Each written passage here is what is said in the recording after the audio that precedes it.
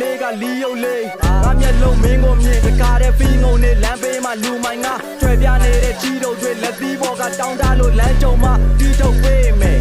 ချီတို့လေးရဲ့တွေ့သမျှလူဖေးခေါ်သူကိုသူစရာလို့တင်မြောက်တက်သွားတဲ့လေးပေါ်ရေခဲကိုမီးနဲ့မြိုက်ကျသွားတဲ့ရေပြောပတ်သက်ရှိလဲမင်းမမရှိတာညံမိတဲ့တွင်းတော်ချမ်းသာတာသမီးကံပလန်းမှာတကားတဲ့ဖေးခေါ်ပြဲတော့ပြဲခြင်းနဲ့ဒါပေမဲ့ပြဲတဲ့လူမိုက်လုံးချင်းနဲ့ညီလေးပင်နေပဲပြဲထွက်မင်းကျွဲပြနေတဲ့ကောင်ကလက်ထိန်နဲ့ပြေးခဲ့ရက်ွက်ယုံနဲ့ရောက်မှရိုက်ခဲ့ရတာလေးချက်ခုတတော်ကိုမိုင်းလို့နေတာကလည်းနှွေးတဲ့ငါလည်းမိမကိုမဲ့ဆိုပြီးအိမ်ကနေပြေးထွက်ဒါကမတရားလေးပါဘလို့မှကိုမမေးရဲ့လိန်လာကန်လိုက်ရပါတယ်အိမ်ကြရင်စင်းသက်ပြောသွားလိုက်တာများ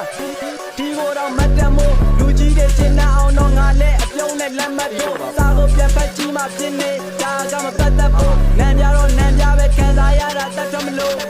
ဒါမရှိပဲဒီလောက်တာစားရင်တော့ဇီရိုရရင်တော့စီကိုခင်ဗျာမရှိလဲနေနိုင်နဲ့ပြရင်တော့မီကိုမင်းတို့ပွဲလုံးပေါ့အားရင်တော့ဇီရို